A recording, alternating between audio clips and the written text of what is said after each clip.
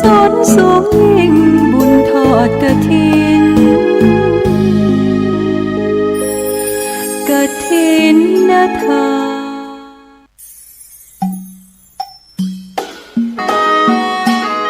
งานบุญจุลกฐินสามัคคีประจำปี 2568 ขอเชิญท่านฐานะบดีเศรษฐีผู้ใจบุญนายทุนผู้ใจดีศรัทธาสาธุชนทุกท่านร่วมเป็นเจ้าภาพงานบุญครั้งยิ่งใหญ่ปั่นฝ้ายทอบุญจุลกฐินสามัคคีเพื่อสมทบทุนซื้อที่ดินที่ธรณีสงฆ์ณวัดบ้านแพะตำบลบ้านเป้าอำเภอแม่แตงจังหวัดเชียงใหม่ในวันที่ 11 และ 12 ตุลาคม 2568 ดังมีกำหนดการดังนี้วันเสาร์ที่ 11 ตุลาคม 2568 เวลา 15 นาฬิกาเริ่มเปิดกี่ทอผ้าร่วมกันทอผ้าตัดแยกขันเย็บย้อมตลอดทั้งคืนเวลา 17:30 นาทีศรัทธาสาธุชนรับประทานอาหารเย็นแบบขันโตกเวลา 19 นาฬิกาพิธีบวงสรวงบอกกล่าวเทวดาพิธีเทวาพิเศษท้าวมหาพรหมและวัตถุมงคลต่างๆร่วมกันจุดดวงประทีปถวายเป็นพุทธบูชาเวลา 19:45 นาทีการแสดงประกอบ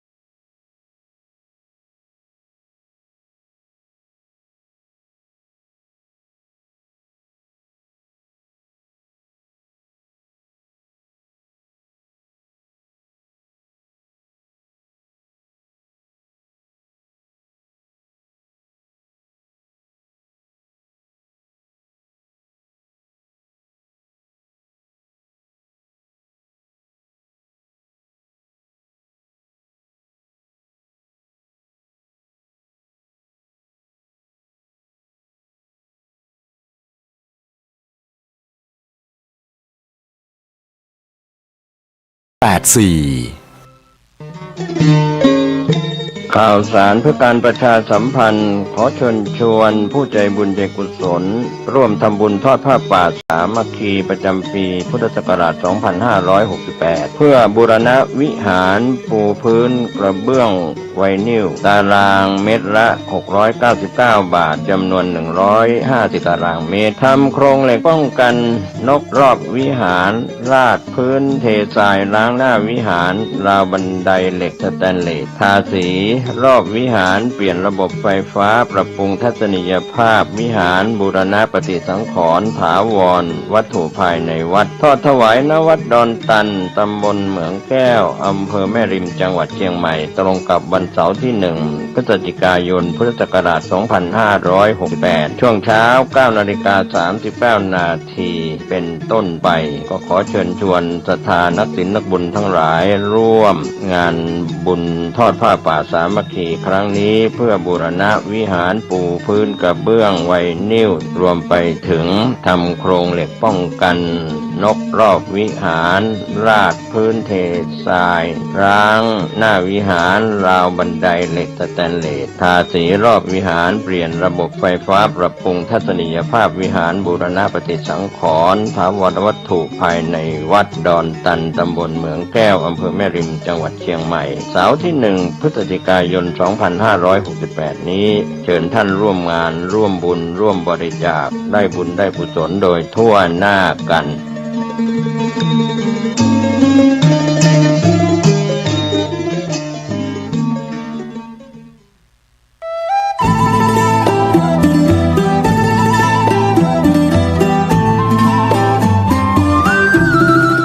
ร่วมมหากุศลมหาทานบารมีบุญศักดิ์สิทธิ์บุญกฐินสามัคคี1 ปีมี1 ครั้ง1 แชร์เท่ากับ1 บุญ ขอเชิญชวนญาติธรรมสาธุชนผู้มีบุญทั้งหลายกัลยาณมิตรผู้มีกุศลเจตนาศรัทธาร่วมทำบุญทอดกฐินสามัคคีเพื่อสมทบทุนสร้างกำแพงบุญและซุ้มประตูวัดณวัดกลุ่มพระประดิษฐ์บ้านหม้อตำบลสันโป่งอำเภอแม่ริมจังหวัดเชียงใหม่ในวันเสาร์ที่ 25 ตุลาคม 2568 เนื่องด้วยวัดกลุ่มพระประดิษฐ์บ้านหม้อเป็นวัดที่ตั้งอยู่บนดอยได้มีเหตุการณ์ฝนตกหนักทำให้กำแพงวัดได้ถล่มพังเสียหายจึงต้องทำการบูรณะให้กลับมาใช้งานได้ดังเดิมเพื่อสืบต่ออายุพระพุทธศาสนาสืบไปจึงขอเชิญชวนศรัทธาสาธุชนทั้งหลายร่วมเป็นเจ้าภาพกำแพงวัดกำแพงบุญในครั้งนี้หรือสามารถร่วมทำบุญได้ตามเจตนาศรัทธา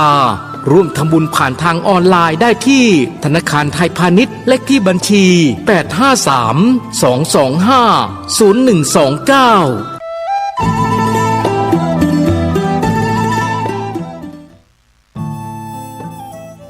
853-225-0129ท่านกำลังติดตามรับฟังสถานีวิทยุกระจายเสียงพระพุทธศาสนาแห่งชาติและสังคมคลื่นเพื่อการศึกษาพระพุทธศาสนาและวัฒนธรรมระบบ FM 104.5 เมกะเฮิรตซ์ รายการต่อไปเป็นรายการคดีโลกคดีธรรม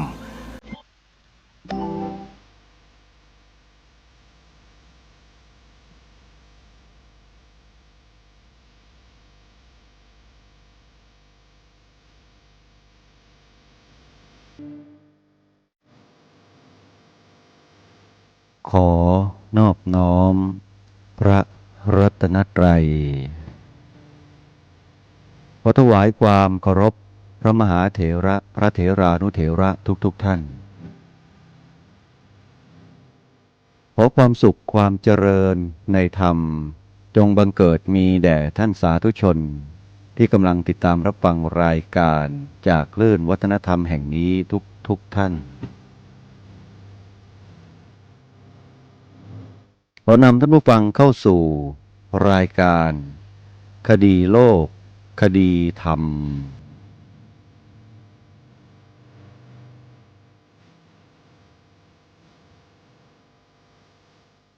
ท่านสาธุชนทั้งหลาย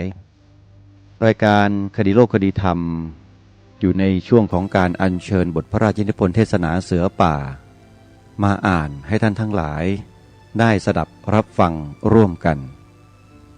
โดยมีวัตถุประสงค์หลักก็คือ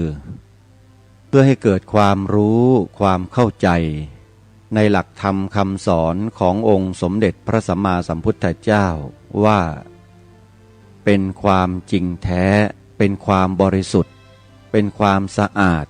แห่งถ้อยคำที่ถูกจารึกบันทึกไว้โดยมุ่งหมายให้เราท่านทั้งหลายที่เป็นพุทธบริษัทได้มีโอกาสศึกษาเรียนรู้นำสู่การประพฤติปฏิบัติเพื่อให้เกิดความเข้าใจหรือปัญญาสัมมาทิฏฐินี่คือเป้าหมายหลักของรายการคดีโลกคดีธรรมที่ต้องการให้ท่านผู้ฟังนั้นมีความเลื่อมใสศรัทธาในพระบวรพุทธศาสนาด้วยสติด้วยปัญญาไม่ใช่ด้วยศรัทธาโดยเพียงอย่างเดียวเท่านั้นเพราะศรัทธาเพียงอย่างเดียวโดยไม่ประกอบด้วยปัญญาจะไม่สามารถเข้าถึงหัวใจของพระพุทธศาสนาได้ทางรายการจึงเห็นว่าการเรียกศรัทธาที่ถูกต้องกลับมาสู่จิตใจของพุทธบริษัทไม่มีสิ่งอื่นใดที่จะเพียบพร้อมดีงามเท่ากับบทพระราชนิพนธ์เทศนาเสือป่าเพราะบทพระราชนิพนธ์เทศนาเสือป่านั้นเมื่อสรุปรวมลงเป็นวิธีการหลักการและอุดมการณ์แล้วทั้งสามอย่างมีครบบริบูรณ์อยู่ในบทพระราชนิพนธ์เทศนาเสือป่าทั้งหมดซึ่งถือว่าเป็นเนื้อหาที่น่าสนใจและเป็นเนื้อหาที่เราควรอย่างยิ่งที่จะอัญเชิญใส่เกล้าใส่กระหม่อมใส่ชีวิตจิตใจของเราเอาไว้เพื่อ พื่อความเจริญมั่นคงถาวรของพระบวรพุทธศาสนาในประเทศไทยของเราสืบต่อไปเพราะฉะนั้นหลังจากที่ทางรายการได้อัญเชิญบทพระราชนิพนธ์เทศนาเสือป่าทั้งหมด17กันพร้อมด้วยกันพิเศษเสร็จสิ้นลงแล้วเนี่ยจะได้นำลงสู่โซเชียลมีเดียอัปโหลดลงไปใน YouTube เพื่อให้ท่านทั้งหลายได้ติดตามรับฟังกันอีกสามารถที่จะเซิร์ชเข้าไปติดตามรับฟังได้วันนี้เป็นอีกวันหนึ่งที่จะได้อัญเชิญบทพระราชนิพนธ์เทศนาเสือป่าอันทรงคุณค่านี้มาให้ท่านสาธุชนได้ฟังกันครั้งที่ผ่านมาได้อัญเชิญบทที่5เรื่องความภักดีต่อศาสนามาให้ท่านทั้งหลายได้สดับรับฟังไปแล้ววันนี้จะขออัญเชิญกันที่6มีชื่อว่าปาฏิหาริย์ทรงแสดงณวันที่26กรกฎาคมพระพุทธศักราช2457มาให้ท่านทั้งหลายได้สดับรับฟังกันขอท่านทั้งหลายจงตั้งใจแล้วน้อมจิตพิจารณาตามเนื้อหาที่พระองค์ท่านได้พระราชทานเอาไว้ให้เพื่อความเข้าถึงหัวใจแห่งบทพระราชนิพนธ์เทศนาเสือป่ากันให้ได้และเชื่อว่าถ้าใครเข้าถึงได้เนี่ยก็จะมีอุปนิสัยไม่แตกต่างจากผู้ดำเนินรายการคือจะเกิดความรักความหวงแหนสถาบันพระพุทธศาสนาในสถานะที่เป็นสถาบันหลักของชาติ1 ใน 3สถาบันอย่างเต็มที่เพราะสถาบันพระพุทธศาสนานั้นเป็นทุกสิ่งทุกอย่างของประเทศไทยนี่คือความเป็นจริงที่หลายคนอาจจะมองข้ามซึ่งสิ่งเหล่านี้องค์บูรพมหากษัตริยาธิราชเจ้าตรัสไว้ทุกๆพระองค์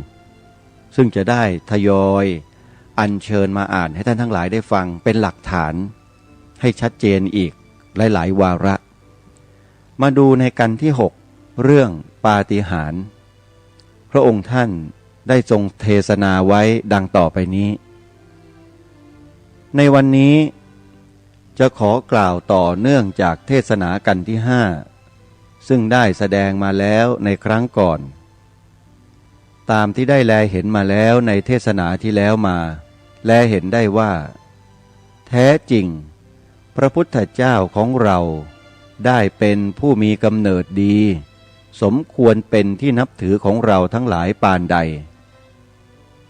พระองค์ได้ตั้งพระทัยสั่งสอนเราทั้งหลายให้สมควรที่จะเลื่อมใสเชื่อถือได้ทุกสถานพระองค์เป็นผู้ที่ตั้งพระทัยดีและเป็นผู้ที่สมควรนับถือด้วยประการทั้งปวงคนเราที่นับถือกันนั้นนับถือเพื่อเหตุใดบ้างข้อ 1ย่อมนับถือผู้มีกำเนิดดีมีสกุลวงศ์อันยั่งยืนมั่นคงเป็นผู้ที่จะพูดตามภาษาสามัญว่าเกิดโดยตั้งใจคือไม่ใช่เกิดมาโดยผุดออกมาเฉยๆไม่ใช่เกิดมาโดยเขาไม่ตั้งใจให้เป็นตัวผู้ที่นับถือกันเช่นนี้คือแปลว่านับถือผู้ที่มีบิดามีบารดาซึ่งคนทั้งหลายรู้แน่นอนว่าเป็นผู้ได้อยู่ด้วยกันเป็นคู่กันโดยแท้จริงไม่ใช่เป็นผู้ลักลอบซ่องเสพกันโดยอาการอันไม่เป็นธรรม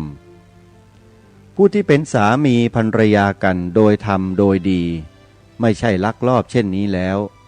บุตรที่เกิดมาจากผู้นั้นเป็นบุตรซึ่งคนทั้งหลายนิยมนับถือไม่กำหนดว่าจะเป็นลูกพระยามหากษัตริย์หรือเป็นลูกสามัญชนย่อมเป็นที่ควรนับถือด้วยกันทั้งนั้นเพราะเหตุฉะนี้พระพุทธเจ้าของเราในส่วนการประสูติของท่านเราทั้งหลายไม่มีที่สงสัยเราทั้งหลายย่อมรู้อยู่ว่าท่านเกิดมาแล้วดีคือท่านได้เป็นโอรสของพระบิดาและพระมารดาซึ่งตั้งพระทัยอยู่ด้วยกันเป็นคู่ครองกันโดยแท้จริงไม่ใช่โดยลักลอบเท่านี้ ถึงแม้จะไม่มีสิ่งอื่นก็เป็นข้อควรนับถืออยู่แล้วมิหนำซ้ำพระพุทธเจ้าของเราได้ประสูติในตระกูลกษัตริย์ทั้งข้างฝ่ายพระบิดาและข้างฝ่ายพระมารดาก็เป็นกษัตริย์ทั้งคู่เรียกตรงได้ว่าอุพโตสุชาติผู้มีชาติเสมอกันทั้งข้างฝ่ายบิดาและข้างฝ่ายมารดาเป็นข้อที่ทำให้นับถือสูงขึ้นอีกชั้นหนึ่งอีกประการหนึ่งย่อมรู้กันได้เป็นแน่นอนอยู่แล้วว่าพระพุทธองค์บรมศาสดาของเราทั้งหลายเป็นผู้ที่ตั้งพระราชฤทัยดีปานใดนับว่าพระองค์เป็นผู้ที่ดำรงความสัตย์มั่นคงยิ่งนักเมื่อจะตรัสสั่งสอนด้วยสิ่งใด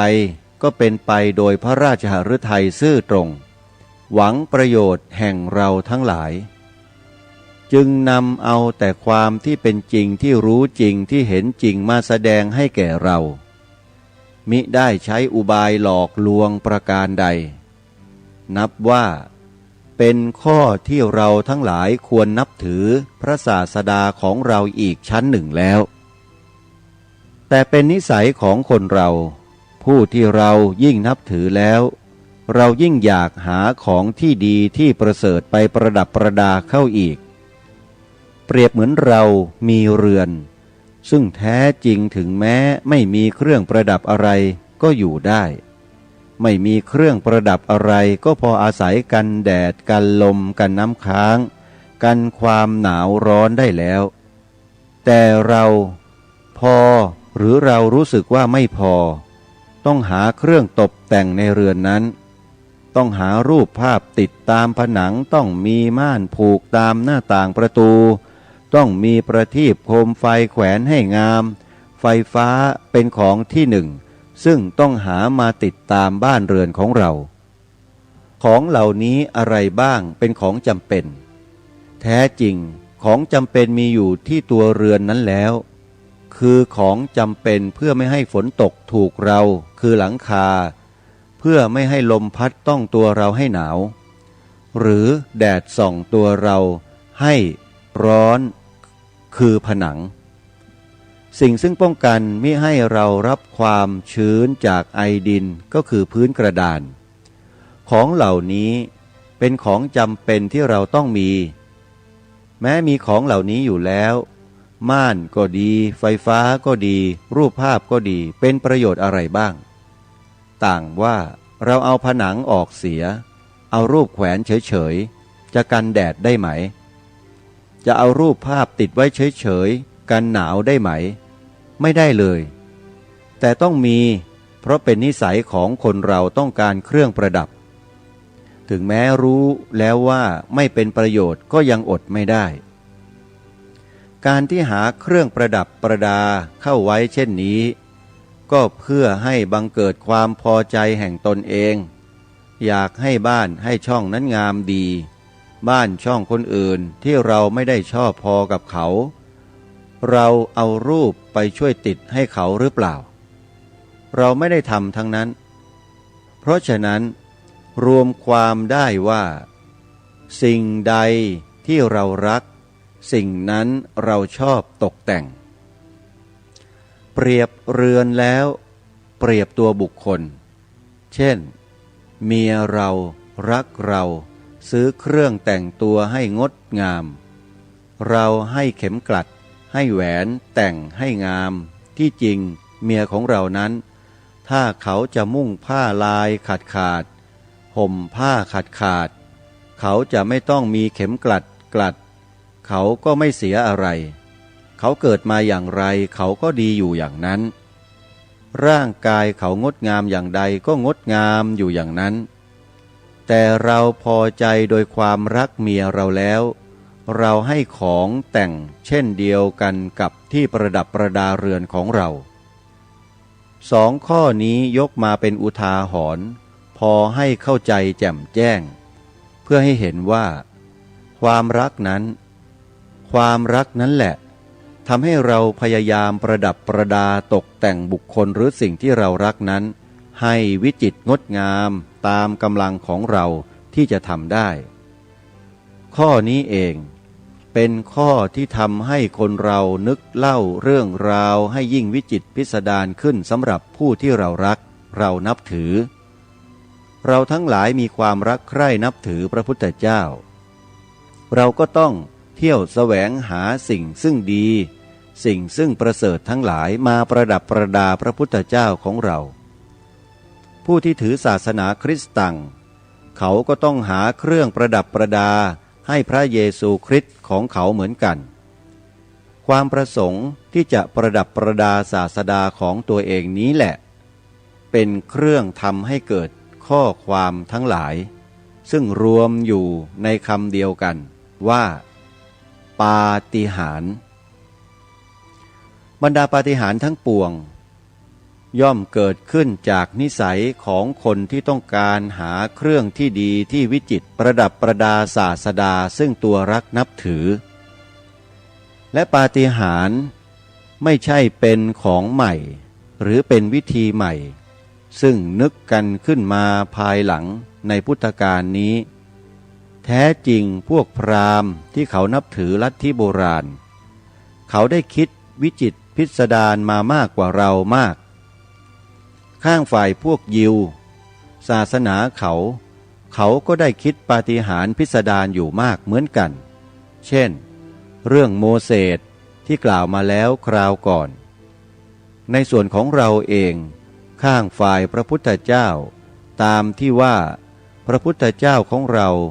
ได้ทรงแสดงอิทธิปาฏิหาริย์ต่างๆตามที่มีอยู่ในปฐมสมโพธิกถาเป็นต้นนั้นข้อที่ว่าแสดงปาฏิหาริย์เหล่านี้คนที่ฟังโดยไม่ได้ไตร่ตรองแล้วมักจะคิดเห็นไปเสียว่าเป็นความที่จริงเกิดจริงโดยไม่มีที่เหมือนอย่างเช่นมารผจญไปเข้าใจแน่นอนเสียว่าพระยามารนั้นตัวใหญ่โตมีแขนพันแขนถือสัตราวุธครบพันมือขี่ช้างสำคัญชื่อคิริเมยกพระยุหเสนามารมาผจญเพื่อจะล้างพระพุทธเจ้าของเรามิให้ตรัสรู้สำเร็จไปดังนี้เป็นต้นในขั้นต้นผู้ที่เลื่อมใสนับถือในอิทธิปาฏิหาริย์ของเทวดาตามอย่างที่กล่าวมาแล้วนั้นเขาเลื่อมใสกันเช่นนี้เป็นต้นว่าเลื่อมใสพระนารายณ์องค์เดียวย่อมบำราบปราบพวกยักษ์ได้ตั้งพันถึงแม้เท้าทศกัณฐ์ซึ่งมีหัว10 หัวมีแขน20 แขนสหัสเตชะมีหัว1,000 หัวมีแขน2,000 แขนพระนารายณ์ปราบได้โดยไม่ต้องอาศัยผู้ใดเช่นนี้เป็นตัวอย่างข้างฝ่ายท่านโบราณอาจารย์ซึ่งสั่งสอนพระพุทธศาสนาครั้นจะไม่สอนโดยทางนี้ก็จะเป็นเหมือนหนึ่งว่าพระพุทธเจ้าของเราเลวกว่าพระนารายณ์ไปพระนารายณ์ปราบทศกัณฐ์ได้ทำไมพระพุทธเจ้าจะปราบไม่ได้พระพุทธเจ้าของเราก็ปราบพระยามารได้เหมือนกันคำสั่งสอนของคนในสมัยนั้นก็เหมาะแก่สมัยครั้นต่อมาในสมัยใหม่เดินไปจนเป็นตรงกันข้ามคือสิ่งใดซึ่งเป็นปาฏิหาริย์ไม่เชื่อหมดสิ่งใดที่เป็นปาฏิหาริย์ตัดทิ้งน้ำหมดเชื่อไม่ได้สิ่งนั้นเป็นสิ่งพ้นวิสัยที่จะเป็นไปได้สิ่งนี้มิควรที่จะเป็นไปได้ครั้นเกิดความสงสัยความวิจิกิจฉาไม่เชื่อว่ามีพระยามารกลับไม่เชื่อพระบรมพุทโธวาทอีกซ้ำไม่เลื่อมใสพระพุทธเจ้าอีกซ้ำกลับเห็นไปว่าเรื่องพระยามารยังหลอกกันได้เรื่องพระพุทธเจ้าเองมิหลอกกันหรือข้อนี้ไม่ได้เป็นอยู่แต่ในชาวเราถึงฝรั่งก็มีความสงสัยในโอวาทแห่งพระเยซูโดยอาการเช่นเดียวกันคือได้ยินถึงเรื่องเขาเล่าถึงเรื่องพระเยซูซึ่งถูกตรึงไม้กางเขนสิ้นชีพไปแล้วกลับฟื้นขึ้นได้เช่นนี้เป็นของไม่น่าเชื่อเพราะฉะนั้น เมื่อปลดกันได้เรื่องหนึ่งแล้ว คงปลดกันอีก จึงเกิดมีคนในยุโรปซึ่งอวดดีว่ามีความรู้ดีเกินไป ร้องว่าศาสนาเป็นของพ้นสมัยเป็นของโบราณจึงไม่ควรเชื่อในสมัยโบราณหลอกกันได้เรามีความรู้มากเกินไปเสียแล้วหลอกเราไม่ได้เช่นบอกว่าพระเยซูเดินน้ำได้ถ้าพระเยซูเดินได้มิมีคนยังเดินได้อยู่หรือนี่เป็นความคิดของพวกฝรั่งพวกหนึ่งและถึงพวกเราเองก็ออกไปเรียนเมืองนอกก็ดีหรือที่ได้สมาคมกับฝรั่งจำพวกนี้ก็ดีพลอยมีความเห็นไปในทางอวดดีเช่นนี้ก็เป็นได้โดยเห็นว่าศาสนาเป็นของเกินสมัยเสียแล้วศาสนาจะใช้ในสมัยการแห่งโลกที่เป็นไปเดี๋ยวนี้ไม่ได้เสียแล้วความคิดเช่นนี้ไม่ใช่ความคิดของผู้ที่มีปัญญาภูมิชั้นสูงผู้มีปัญญาภูมิชั้นสูงต้องเป็นผู้มีสติสัมปชัญญะต้องเป็นผู้มีสมองพอที่จะตรองดูได้ว่าสิ่งใดจะเป็นความจริงสิ่งใดจะเป็นเครื่องตกแต่งขึ้นเปรียบเหมือนอย่างกับเราแลเห็นรูปภาพที่เขียนเป็นภูเขาเป็นสระน้ำเราไม่ได้ติช่างเขียนเขาเลยว่าช่างเขียนโกหกว่าช่างเขียนภูเขาเช่นนี้ที่แท้ภูเขาใหญ่ทำไมจึงเขียนเล็กที่จริงเขาไม่ได้บอกว่านั่นเป็นภูเขาเขาบอกเปรียบเหมือนภูเขาต่างหากข้อนี้ฉันใดปาฏิหาริย์ดังในพระพุทธศาสนาครั้งมารผจญก็ฉันนั้นเฮาอวดดีจนดูข้ามไปเราเชื่อความฉลาดของเราเหลือเกินบอกว่าไม่จริงที่แท้ไม่มีใครเขายืนยันว่าจริงเขาเปรียบต่างหากถ้าเราใช้ความไตร่ตรองสักนิดเดียวคงจะแลเห็นได้ว่าปาฏิหาริย์ทั้งปวงย่อมเป็นของเปรียบเทียบเช่นเรื่องที่เขาว่าพระเยซูแม้ได้ถูกตรึงไม้กางเขนจนสิ้นชีพแล้วยังกลับฟื้นได้กลับมาแสดงโอวาทให้แก่อัครสาวกได้เช่นนี้เขาหมายความว่าอะไรเขาหมายความว่าถึงแม้พระเยซูตัวร่างหายตายไปแล้วศาสนาคำสั่งสอนของพระเยซูยังไม่ตายศาสนาคำสอนของพระเยซูซึ่งต้องสงบไปเพื่อกลัวอำนาจของอุปราชเมืองโรมครั้นเมื่อพระเยซูสิ้นชีพไปแล้วอุปราชนึกว่าสิ้นผีบุญไปแล้วไม่ต้องปราบต่อไปศาสนาพระเยซูกลับฟื้นขึ้นมาใหม่นี่แหละคือตัวพระเยซูฟื้นขึ้นใหม่เป็นคำเปรียบเทียบดังนี้ส่วนเรื่องที่เล่าว่าพระพุทธเจ้าของเราเมื่อตรัสรู้มีมารผจญถึง2 คราวคราวแรกผจญโดยความล่อลวงคือพระยามารได้แต่งลูกสาวมาล่อลวงแล้วเมื่อเห็นว่าลูกสาวล่อลวงไม่สำเร็จพระยามารจึงได้ยกพยุหเสนาพร้อมด้วยสัตราวุธมาเพื่อผจญพระพุทธเจ้าของเราทั้งสองอย่างนี้ถ้าผู้มีสติปัญญาไตร่ตรองแล้วคงจะแลเห็นว่าครั้งแรกเมื่อพระพุทธเจ้ากำลังทรงเพ่งเล็งหาหนทางที่ดียังมีพระหฤทัยห่วงใยในสิ่งซึ่งพระองค์ได้สละมาแล้ว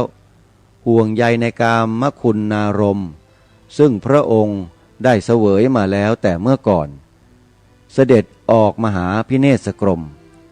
เหล่านี้คือธิดาพระยามารโดยคำเปรียบเทียบสิ่งเหล่านี้มิใช่จะเป็นตัวเป็นตนเดินมาภายนอกก็หามิได้สิ่งเหล่านี้ย่อมได้บังเกิดขึ้นในดวงพระหฤทัยของพระพุทธเจ้าทำให้เป็นห่วงเป็นใยในสิ่งที่ได้เคยรู้มาแล้วว่าสนุกสบายเหมือนเราทั้งหลายนอนหลับฝันแลเห็นเป็นคนหรือเป็นสัตว์หรือสิ่งของเหมือนหนึ่งมาตั้งอยู่ต่อหน้าเราแลเห็นได้ถนัดเกือบจะเอามือจับได้ดังนี้ฉันใดที่ว่าเป็นธิดาพระยามารคือความฝันเห็นของพระพุทธเจ้าของเราซึ่งเกือบจะเอามือแตะได้จับได้เป็นเนื้อเป็นตัว นับว่าเป็นคำเปรียบเทียบชั้นหนึ่งชั้นนั้นส่วนข้อที่ว่าพระยามารเสนามาโตใหญ่เพื่อผจญนั้นคืออะไรข้อนี้คือความเป็นใหญ่ความมีอำนาจความมุ่งเป็นพระเจ้าจักรพรรดิซึ่งพระพุทธบิดาได้สั่งสอนอบรมพระพุทธเจ้าให้นึกเสมอตั้งแต่พระชนมายุยังเยาว์ตลอดมาให้รู้สึกความปรารถนาเป็นใหญ่เป็นเจ้าข้อนี้เป็นข้อที่ทิ้งยากที่สุดแม้ได้ทรงตัดสิ่งอื่นๆอันเป็นกามคุณารมณ์ทั้งหลายที่เรียกว่าทรงชำนะธิดาพระยามารแล้วยังคงเหลือแต่พระยามารเองซึ่งยากที่จะชำนะได้เหตุที่มีแขนตั้งพันแขนมีเสนาพลใหญ่โตมากมายกล่าวคือความมักใหญ่อยากเป็นใหญ่ซึ่งมีอยู่ในใจเราทุกคนไม่ว่าผู้ใหญ่หรือว่าผู้น้อยผู้น้อยก็ต้องการสูงขึ้นไปตามลำดับผู้ใหญ่ก็ต้องการดำรงอำนาจของตัวอยู่เป็นของที่ตัดยากกว่าสิ่งอื่นๆหมดคนเราย่อมตัดกามคุณารมณ์ทั้งหลายย่อมสละแม้ลูกเมียและทรัพย์สมบัติเพื่อแสวงอำนาจเพื่อสงวนไว้ซึ่งความเป็นใหญ่ความสรรเสริญความดีความนิยมเพราะฉะนั้นข้อนี้เป็นข้อตัดยากเปรียบเหมือนกับมารที่มีแขนตั้งพันแขนซึ่งมีพยุหเสนานับด้วยแสนยากนับด้วยแสนยากที่จะชำนะได้แต่พระพุทธองค์ของเราตั้งพระหฤทัยมั่นแล้วว่าสมบัติบรมจักรคือการเป็นจักรพรรดิการเป็นใหญ่ในโลกเป็นผู้ปกครองเหนือคนทั้งหลายมีอำนาจเหนือคนทั้งหลายแม้เป็นสิ่งซึ่งพึงปรารถนาเพียงใดก็ไม่เท่าพุทธภูมิถึงแม้จะเป็นของซึ่งทำให้ถึงความพอพระทัยของพระองค์ก็ไม่เป็นประโยชน์ใหญ่ยิ่งเท่าพุทธภูมิซึ่งเป็นประโยชน์แก่โลกไม่เป็นประโยชน์แต่โดยเฉพาะพระองค์เท่านั้นทั้งเป็นประโยชน์แก่พระญาติวงศ์แก่มารดาบิดาสหายของพระองค์และบรรดาเวนยสัตว์ไม่เฉพาะแต่ในประเทศของพระองค์ย่อมแผ่ไปทั่วทั้งโลกไม่ว่าที่ไหนแดนพระเจ้าจักรพรรดิยังมีมหาสมุทรเป็นที่ขีดขั้นแดนแห่งพระพุทธเจ้าคือพุทธภูมิหาสิ่งใดขีดขั้นมิได้หาสมุทรอันใดที่จะเป็นเขตมิได้ย่อมแผ่ไพศาลข้ามสมุทรนอกจักรวาลออกไปย่อมแผ่ไพศาลขึ้นไปจนถึงสวรรค์ชั้นฟ้าถึงแดนมหาพรหมข้างล่างจนถึงบาดาลใหญ่ยิ่งกว่าแดนของจักรพรรดิพระพุทธเจ้าของเราทอดพระเนตรเห็นเช่นนี้แล้วย่อมทำให้บังเกิดกำลังจึงมีเรื่องราวว่ามีเทพเสนาเตรียมมาพร้อมที่จะต่อสู้พระยามารแต่พระองค์ชำนะพระยามารได้ไม่ใช่ด้วยสัตราวุธไม่ใช่ด้วยอาศัยเทวดาไม่ใช่ด้วยอาศัยมนุษย์พระพุทธเจ้าทรงอาศัยกำลังและอาวุธสำคัญยิ่งกว่าของเหล่านี้ทั้งหมดทรงอาศัยมโนคือดวงใจการมักใหญ่ไฟสูงไม่มีอยู่ในพระทัยของพระองค์แล้วเมื่อนั้นเป็นเวลาซึ่งพระองค์ได้ชำนะพระยามารเมื่อยามนั้นได้ตรัสรู้เป็นพระพุทธเจ้าได้แลเห็นหนทางอันถ่องแท้รู้สึกแน่นอนว่าสิ่งใดเป็นประโยชน์เช่นนี้นับว่าเป็นผู้ที่ชำนะอันประเสริฐเสียยิ่งกว่าบรรดาเจ้าแผ่นดินหรือมหากษัตริย์ที่ได้ชำนะศัตรูไม่ว่าชาติไหนพระองค์เป็นผู้ชำนะโดยไม่ได้อาศัยการปราบปรามด้วยสัตราวุธพระองค์ชำนะโลกโดยปราบพระองค์เองพระองค์ชำนะโลกโดยทรมานพระองค์เองนั้นแหละข้อนี้เป็นข้อที่เราทั้งหลายซึ่งเป็นพุทธศาสนิกชนควรรู้สึกไว้สิ่งใดซึ่งพระพุทธเจ้าของเราได้แสดงเป็นตัวอย่างแล้วเราทั้งหลายผู้เหมือนหนึ่งเป็นข้าที่จงรักภักดีเราเหมือนหนึ่งเป็นผู้ที่รักท่านแล้วควรที่จะพยายามทำตาม ข้อที่นึกเสียว่าเราไม่ใช่พระพุทธเจ้าเราไม่ใช่พระอรหันต์เราจะทำตามได้หรือเช่นนี้เป็นข้อที่นึกไม่ถูกคนเราทุกคนแม้มีความตั้งใจดีอยู่แล้วคงจะต้องเป็นประโยชน์ทั้งนั้นธรรมเนียมกระไรธรรมเนียมกระไดเราจะขึ้นปรู๊ดเดียวให้ถึงขั้นบนได้หรือไม่ได้ไม่มีใครขึ้นได้ปรู๊ดเดียวถึงขั้นบนแต่ครั้นเรารู้ว่าขึ้นกระไดไปปรู๊ดเดียวถึงขั้นบนไม่ได้เราจะไม่ขึ้นไปเสียเลยเมื่อไรเราจะถึงยอดเราต้องเอาตีนก้าวขึ้นไปขั้นล่างก่อนมีกำลังพอก็ก้าวขึ้นไปอีกขั้นถ้ายังมีกำลังเหลือก็ก้าวอีกไปถึงแค่ไหนก็แค่นั้นดีกว่าไม่ก้าวเสียเลยพระพุทธเจ้าของเราชำนะสิ่งชั่วสิ่งร้ายอันมีอยู่ในดวงจิตของคนเราเป็นปกตินั้นด้วยการทรมานพระทัยของพระองค์มาแล้วทำตัวอย่างให้แก่เราทั้งหลายแล้วเราทั้งหลายควรพยายามด้วยอาการเดียวกันควรพยายามทรมานใจของเราให้อยู่ในอำนาจบังคับบัญชาของตัวเราไม่ควรให้ดวงใจพาตัวเราไปตามชอบใจให้ลังเลไปในที่ต่างๆในชั้นต้นการทรมานใจเป็นของยากถึงแม้จะทำไปไม่สำเร็จเมื่อได้พยายามแล้วดีกว่าที่จะยอมแพ้ยอมสละละเสียว่าเราอย่างไรก็ทำไม่ได้ความพยายามลองดูเป็นของสำคัญหรือถ้าจะว่าไปแล้วเป็นหัวใจของศาสนาทั้งปวงต้องเริ่มด้วยพยายามต้องทำใจเราว่าเราจะตั้งใจประพฤติตั้งใจตัดความชั่วซึ่งมีอยู่ในหัวใจเราโดยปกติข้อนี้เป็นข้อสำคัญยิ่งกว่าอย่างอื่นถึงแม้จะถือศีล5ศีล8ศีล10หรือจะถือตามภิกขุปาติโมกข์ทั้งหมดถ้าใจไม่ตั้งอยู่แล้วจะมีประโยชน์อะไรหาประโยชน์มิได้เลยถ้าแม้ใจเราตั้งจริงแล้วถึงแม้ศีลใน5 องค์เราถือได้1ก็ยังดี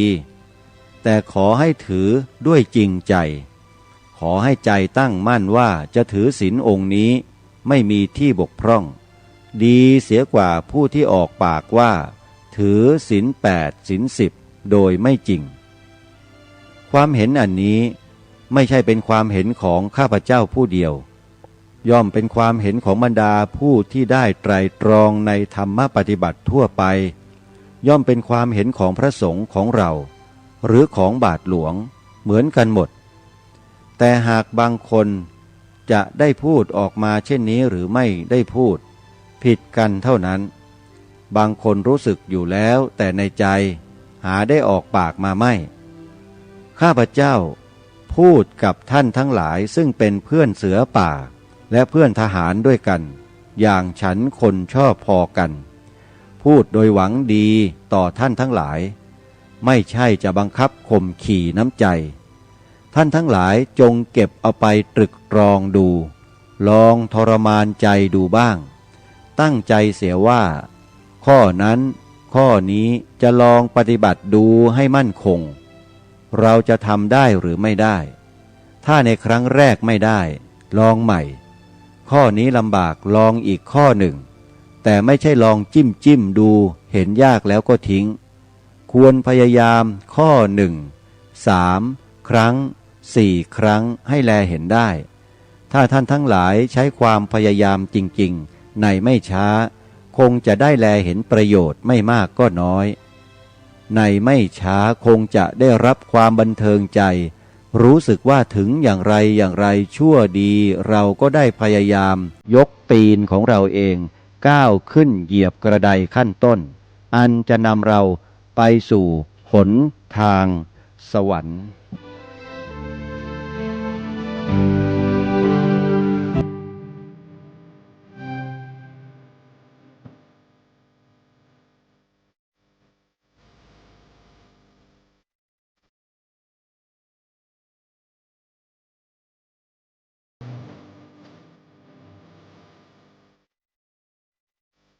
ท่านสาธุชนท่านผู้ฟังทั้งหลายที่จบไปนั้นเป็นบทพระราชนิพนธ์เทศนาเสือป่ากันที่6มีชื่อเทศนาบทนี้ว่าปาฏิหาริย์ที่เราได้ฟังจบลงไปแล้วนั้นเชื่อว่าเราท่านทั้งหลายที่เป็นพุทธบริษัทคงมีความเข้าใจถึงปุคลาธิฐานคือเรื่องสมมุติเทียบเคียงกับเรื่องที่เป็นความจริงได้อย่างชัดเจนซึ่งพระองค์ท่านได้ทรงจำแนกแจกแจงอธิบายความอุปมาอุปไมยให้เราเห็นภาพชัดเจนเลยตัวอย่างในพระพุทธศาสนาก็มีตัวอย่างในศาสนาคริสต์ตังก็มีซึ่งล้วนแล้วแต่เป็นสิ่งที่สาวกทั้งหลายพยายามที่จะสร้างความศรัทธาเลื่อมใสให้เกิดมีขึ้นในองค์ศาสดาของตนเอง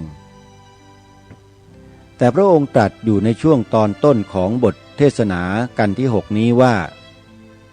ให้เราเทียบเคียงด้วยสติปัญญาของเราให้ดีๆสิ่งที่พระองค์ได้ตรัสได้ทรงแสดงมาแต่กันก่อนๆเนี่ยที่ได้ทรงตรัสถึง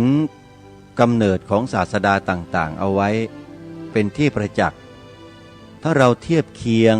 นะรู้จักเทียบเคียงเราก็จะเห็นภาพชัดเจนว่าอันใดเป็นของจริงแท้อันใดเป็นของทำเทียมแล้วเรียนแบบอันนี้เราสามารถไตร่ตรองได้จึงจะขอบอกกับท่านผู้ฟังทั้งหลายว่าองค์พระบาทสมเด็จพระมงกุฎเกล้าเจ้าอยู่หัวรัชกาลที่6เป็นพระราชโอรสในพระบาทสมเด็จพระจุลจอมเกล้าเจ้าอยู่หัวรัชกาลที่5ซึ่งพระองค์ท่านทรงไว้วางพระราชฤทัยทรงสถาปนาพระองค์ท่านขึ้นเป็นมกุฎราชกุมารต่อจากสมเด็จเจ้าฟ้ามหาวชิรุณหิตที่สวรรคตไปเมื่อสมัยยังทรงพระเยาว์เพราะฉะนั้นองค์พระบาทสมเด็จพระจุลจอมเกล้าเจ้าอยู่หัวรัชกาลที่5ทรงมีพระราชฤทัยที่เที่ยงแท้แน่นอนแล้วว่าผู้ที่จะขึ้นเป็นมกุฎราชกุมารเสวยราชสมบัติต่อจากพระองค์นั้นควรเป็นองค์พระบาทสมเด็จพระมงกุฎเกล้าเจ้าอยู่หัวรัชกาลที่6เมื่อพระองค์ท่านทรงขึ้นครองราชย์เสวยราชสมบัติทรงปกครองไพร่ฟ้าเมธนีดลแผ่นดินของชาติสยามของเราด้วยความราบรื่นสามารถรักษาเอกราชของความเป็นชาติในประเทศของเราไว้ได้ด้วยดีทุกประการถึงแม้ว่ามีพวกกบฏพยายามที่จะก่อกบฏขึ้นในรัชสมัยของพระองค์ก็ตามแต่ด้วยน้ำพระราชฤทัยของพระองค์ท่านความที่พระองค์ทรงมีอัจฉริยภาพในกิจการต่างๆของบ้านเมืองจึงทำให้กบฏเหล่านั้นต้องแพ้ภัยตัวเองไปในที่สุดสิ่งเหล่านี้เป็นประวัติศาสตร์ที่เราควรจะเชื่อมโยงเข้ามาให้เกี่ยวเนื่องกับการที่เรายอมรับนับถือพระบวรพุทธศาสนาในฐานะที่เป็นศาสนาประจำชาติไทยของเรากันด้วยไม่ใช่อ่านแต่บทความฟังแต่บทความแล้วเราไม่คิดต่อยอดประมวลเหตุการณ์ต่างๆทั้งหลายทั้งปวงที่เกี่ยวข้องจนทำให้พระบวรพุทธศาสนาของเรามั่นคงมาจนถึงปัจจุบันนี้ไม่ได้คือถ้าไม่คิดไม่พิจารณานั้นไม่ได้ต้องคิดพิจารณาให้ถี่ถ้วนให้รอบคอบให้ไกลออกไปให้เห็นเหตุปัจจัยทั้งหลายทั้งปวงที่ทำรงรักษาพระพุทธศาสนาไว้ในประเทศไทยให้เห็นชัดประเทศไทยเรามีประวัติศาสตร์ที่ชัดเจนศาสนาพุทธเราเป็นศาสนาที่เป็นของจริงแท้ไม่ใช่ของลวงโลกถ้าศาสนาที่ลวงโลกแน่นอนล่ะจะนำมาซึ่งความสันติสุขความสงบร่มเย็นที่แท้จริงไม่ได้จะต้องมีแต่การสั่งฆ่ากันยิงกันระเบิดใส่กันเท่านั้นนี่คือความจริงที่เป็นไปอยู่บนผืนโลกใบนี้ซึ่งเราเองก็ต้องใช้สติปัญญาพิจารณาไตร่ตรองให้เห็นความจริงในข้อนี้ด้วยเพราะฉะนั้นการที่องค์พระบาทสมเด็จพระมงกุฎเกล้าเจ้าอยู่หัวรัชกาลที่6ได้ตัดสินพระทัย ทรงแสดงเทศนาเสือป่าให้แก่พวกเราชาวไทยเอาไว้นั้นจึงเป็นสิ่งสำคัญสูงสุดสำหรับพวกเราชาวพุทธที่จะต้องทำการศึกษาค้นคว้าหาข้อมูลในบทพระราชนิพนธ์เทศนาเสือป่านี้ไปสอนไปบอกแก่ลูกหลานเยาวชนคนไทยของเราสืบต่อไปเราจะวางใจไว้เฉยๆไม่ได้เพราะนี่คือหัวใจของแผ่นดินคือหัวใจของประเทศใครก็ตามที่ไม่สนับสนุนส่งเสริมการทำงานเพื่อความเจริญมั่นคงของพระบวรพุทธศาสนาคนคนนั้นไม่ถือว่าเป็นคนไทยและไม่ใช่ผู้นับถือพระพุทธศาสนาโดยแท้จริงนี่คือบทพระราชนิพนธ์ขององค์พระมหากษัตริย์ในอดีตซึ่งมีคุณค่าอย่างมากมายมหาศาลต่อประเทศชาติบ้านเมืองนี้ถ้าใครไม่เห็นดีไม่เห็นงามปฏิเสธสิ่งนี้จะถือได้ว่าบุคคลคนนั้นอักตัญญูต่อองค์บูรพมหากษัตริย์ของตนเองชัดเจนหรือไม่นี่คนไทยฮะและที่นี่คือประเทศไทยเป็นประเทศที่พระองค์ท่านได้ทรงรักษามาให้แก่พวกเราอยู่ได้อย่างสะดวกสบายไม่มีพิษไม่มีภัยไม่มีความเดือดร้อนใจเดือดร้อนกายอะไรเลยพระองค์ท่านจึงทรงเป็นผู้ที่อยู่ในฐานะที่ทรงมีพระมหากรุณาธิคุณเป็นล้นพ้นต่อคนในยุคนี้เพราะฉะนั้นการที่ทางรายการได้อัญเชิญบทพระราชนิพนธ์เทศนาเสือป่ามาอ่านออกอากาศให้ท่านทั้งหลายได้ฟังเนี่ยข้อหนึ่งก็เพื่อให้ทุกท่านได้รู้สึกรู้สาในพระมหากรุณาธิคุณของพระองค์ก็คือว่าให้รู้จักเกิดความกตัญญูกตเวทีบ้างไม่ใช่ฟังกันเฉยๆฟังกันแบบสนุกสนานเฮฮาฟังแบบที่ไม่สนใจอะไรไม่ได้รายการคดีโลกคดีธรรมไม่ใช่รายการขี้โม้ไม่ใช่รายการไร้สาระเป็นรายการที่พูดแต่เรื่องจริงพูดแต่ความจริงแล้วก็อัญเชิญสิ่งที่เป็นของจริงมาอ่านออกอากาศไม่ใช่ไปเอาขี้ปากของพวกฝรั่งมังค่ามานำเสนอผ่านรายการไม่ใช่ยกเว้นฝรั่งมังค่าบางคนที่มองเห็นพระพุทธศาสนาว่าเป็นของประเสริฐเป็นของดีคิดได้อย่างถูกต้องแล้วจะนำมาเสนอเช่นอัลเบิร์ตไอน์สไตน์เป็นต้นอย่างเนี้ยอันนี้นำมาได้เพราะพูดถูกฮะนอกนั้นพูดยังไม่ถูกต้องทั้งหมดนี่คือเรื่องราวเนื้อหาสาระที่ทางรายการคดีโลกคดีธรรมได้น้อมนำมาอ่าน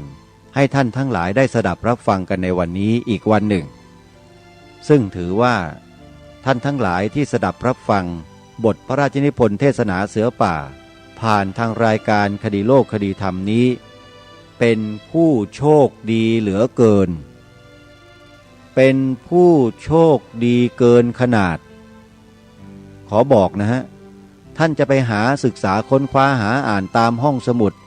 ต่างๆของส่วนราชการหรือของสำนักงานของโรงเรียนสถาบันการศึกษาเนี่ยขอบอกว่าให้ท่านค้นหากันทั้งปีทั้งชาติท่านก็หาไม่เจอเพราะสถาบันการศึกษาของประเทศนี้เขาไม่สนับสนุนส่งเสริมให้อัญเชิญบทพระราชนิพนธ์เทศนาเสือป่านี้ไปสอนในโรงเรียนท่านไม่ต้องไปหาหรอกเขาไม่ปลูกฝังกันนะฮะทั้งที่เป็นสิ่งที่ถูกต้องเป็นสิ่งที่ดีงามเป็นสิ่งที่ประเสริฐเป็นสิ่งที่เลิศเหลือเกินแต่นักการบริหารประเทศนี้ผู้บริหารการศึกษาของประเทศนี้ไม่เห็นคุณค่าและไม่ให้ความสำคัญขอฟันธงเลยฮะ ลองใครนำหรือว่าอัญเชิญบทพระราชนิพนธ์เทศนาเสือป่านี้ไปเผยแพร่ในโรงเรียนให้เด็กและเยาวชนได้ฟังกันแบบนี้บ้างสิลองดูสิท่านจะถูกต่อต้านคัดค้านจากผู้อำนวยการโรงเรียนหรือว่าครูอาจารย์บางคนอย่างแน่นอนนั่นแหละให้ท่านรู้ไว้ว่าบุคคลที่ตรงกันข้ามกับองค์พระบาทสมเด็จพระมงกุฎเกล้าเจ้าอยู่หัวในอดีตมีอยู่ฉันใดในปัจจุบันมันก็ยังมีอยู่ฉันนั้นนั่นแหละฟันธงเพราะฉะนั้นท่านสาธุชนทั้งหลายอย่าประมาทขอบอกว่าประเทศไทยประเทศนี้เนี่ยท่านประมาทไม่ได้นะต้องตื่นตัวตื่นรู้สถานการณ์ทั้งหลายทั้งปวงเนี่ยให้ชัดเจนแล้วก็บอกย้ำมาอยู่เสมอว่าท่านไม่ต้องไปหาข้อมูลข่าวสารในลักษณะเช่นนี้จากสถานีโทรทัศน์ใดๆที่กำลังเปิดออกอากาศให้คนชมอยู่ทั่วประเทศเนี่ยช่องดังๆใหญ่ๆโตๆมีอำนาจมีทุนมีเงินมหาศาลเนี่ยท่านไม่ต้องไปหาหรอกไม่มีวันหรอกช่องเหล่านี้จะอัญเชิญบทพระราชนิพนธ์เทศนาเสือป่าไปถ่ายทอดให้ประชาชนคนไทยในประเทศนี้ได้ฟังไม่มีทาง impossible เพราะอะไรท่านรู้ไหมว่าเพราะอะไรทางรายการทางสภาพุทธบริษัทภาคประชาสังคมจิตอาสามีคำตอบหมดมีคำตอบอยู่แล้วหมดเลยฮะว่าเพราะอะไรถ้าท่านสงสัยท่านต้องการทราบรายละเอียดให้ติดตามรับฟังรายการคดีโลกคดีธรรมต่อไปและจะค่อยๆมาเฉลยให้ท่านทั้งหลายได้รับทราบแต่ว่าวันนี้เนี่ยเวลาของรายการหมดลงแล้วน่าจะทิ้งท้ายด้วยบทเพลงพระราชนิพนธ์เตือนสติแก่คนไทยของเราเอาไว้ถึงเรื่องความสมัครสมานสามัคคีซึ่งประเทศไทยเราตอนนี้กำลังถูกจ้องทำลายให้ความสามัคคีนั้นแตกคนไทยเองก็ยังไม่รู้ตัวยังหลงเชื่อคนบางกลุ่มบางพวกที่แอบอ้างความเสียสละอย่างโน้นอย่างนี้รักชาติอย่างโน้นอย่างนี้รักชาติจนตัวเป็นขนรักชาติจนตัวเป็นเกลียวเนี่ยอันนี้ต้องระวังท่านสาธุชนทั้งหลายลองมาฟังบทเพลงพระราชนิพนธ์ที่องค์พระบาทสมเด็จพระมงกุฎเกล้าเจ้าอยู่หัวทรงพระราชนิพนธ์ไว้ให้แก่พวกเราเพื่อเตือนสติเรื่องความสามัคคีและความถูกความบ่อนทำลายที่ทำลายความสามัคคีของพวกเราว่าคนเหล่านี้เนี่ยเขาจะทำอย่างไรบทเพลงนี้มีชื่อว่าไทยสามัคคีขอความสุขสวัสดีจงมีแด่ท่านผู้ฟังทุกท่านทุกคนเทิน